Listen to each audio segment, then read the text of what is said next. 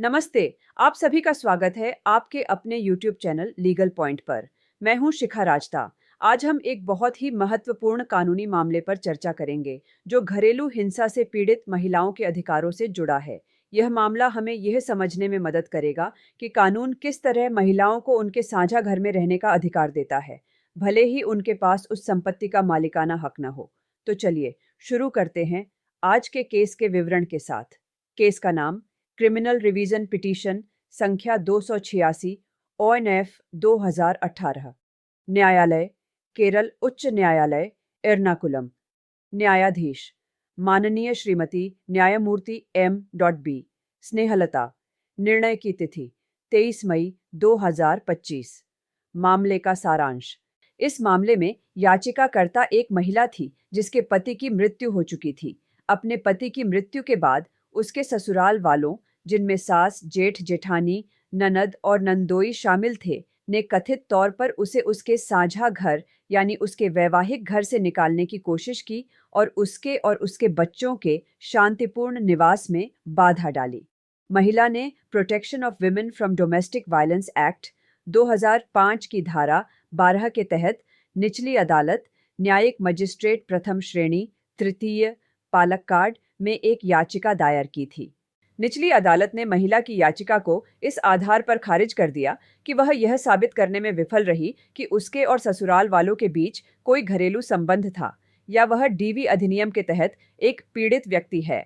इसके बाद महिला ने इस फैसले के खिलाफ सत्र न्यायालय पालक्काड में अपील की। सत्र न्यायालय ने महिला की अपील को स्वीकार कर लिया और ससुराल वालों को किसी भी प्रकार की घरेलू हिंसा करने और महिला व उसके बच्चों को साझा घर में प्रवेश करने और शांतिपूर्वक रहने से रोकने पर रोक लगा दी। ससुराल वालों ने सत्र न्यायालय के इस फैसले को केरल उच्च न्यायालय में चुनौती दी, यह तर्क देते हुए कि महिला का उनके साथ कोई घरेलू संबंध नहीं था। वह एक पीड़ित व्यक्ति, एग्रीव्ड पर्सन नहीं थी, क्योंकि पति की मृत्यु के बाद वह अपने मायके में रह रही थी और उसके पास अपने भाई द्वारा दी गई एक अन्य संपत्ति भी थी, इसलिए उसे साझा घर में रहने का कोई अधिकार नहीं था।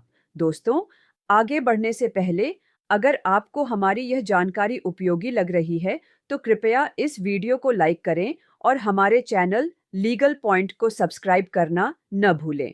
आपके सहयोग से हमें और भी महत्वपूर्ण कानूनी जानकारी आप तक पहुंचाने की प्रेरणा मिलती है। Legal points involved in this case. इस मामले में कई महत्वपूर्ण कानूनी बिंदु शामिल थे, खासकर घरेलू हिंसा से महिलाओं का संरक्षण अधिनियम 2005 के संदर्भ में। से एक पीड़ित व्यक्ति एग्रीव्ड पर्सन की परिभाषा धारा 2 के।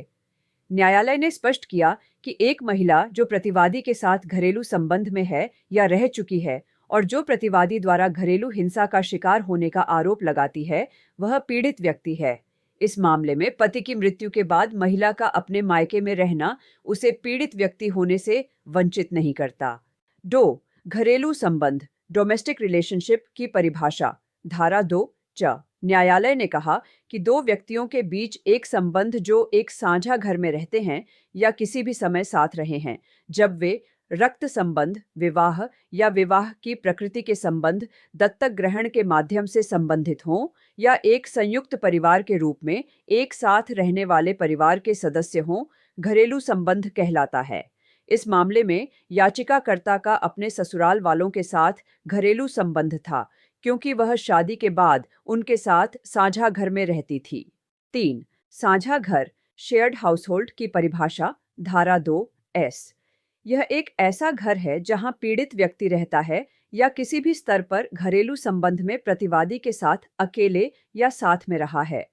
इसमें ऐसा घर भी शामिल है जो प्रतिवादी के संयुक्त परिवार का हो सकता है, भले ही प्रतिवादी या पीड़ित व्यक्ति का उस साझा घर में कोई अधिकार, हक या हित न हो। याचिकाकर्ता का वैवाहिक घर एक साझा घर था। 4 घरेलू हिंसा डोमेस्टिक वायलेंस की परिभाषा धारा 3 इसमें कोई भी कार्य, चूक या आचरण शामिल है जो पीड़ित व्यक्ति के स्वास्थ्य, सुरक्षा, जीवन, अंग या कल्याण, मानसिक या शारीरिक को नुकसान पहुंचाता है, घायल करता है या खतरे में डालता है या ऐसा करने की प्रवृत्ति रखता है।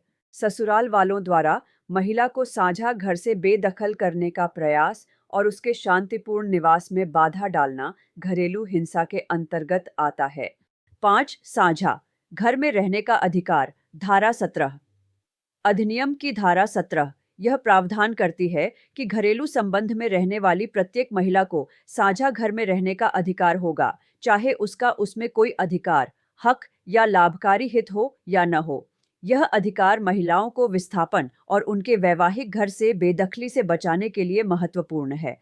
न्यायालय ने यह भी स्पष्ट किया कि यदि महिला के पास कोई अन्य संपत्ति है, जैसे इस मामले में उसे अपने भाई से मिली थी, तो भी साझा घर में रहने का उसका अधिकार समाप्त नहीं होता।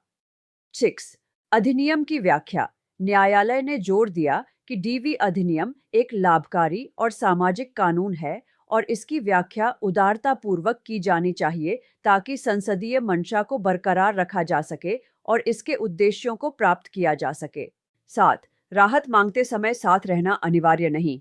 माननीय सर्वोच्च न्यायालय के प्रभा त्यागी बनाम कमलेश देवी AIR 2022 SC 2331 मामले का हवाला देते हुए न्यायालय ने दोहराया कि राहत मांगते समय पीड़ित व्यक्ति का उन व्यक्तियों के साथ रहना अनिवार्य नहीं है जिनके खिलाफ आरोप लगाए गए हैं।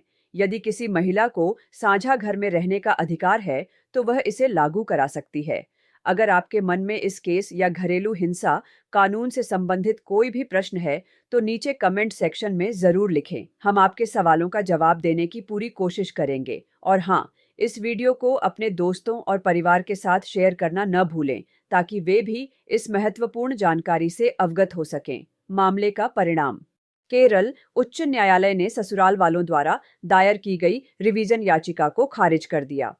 न्यायालय ने सत्र न्यायालय के फैसले को सही ठहराया, जिसमें ससुराल वालों को याचिकाकर्ता महिला और उसके बच्चों के खिलाफ किसी भी प्रकार की घरेलू हिंसा करने, उन्हें साझा घर में प्रवेश करने से रोकने या वहां शांतिपूर्वक रहने में बाधा डालने से रोका गया था।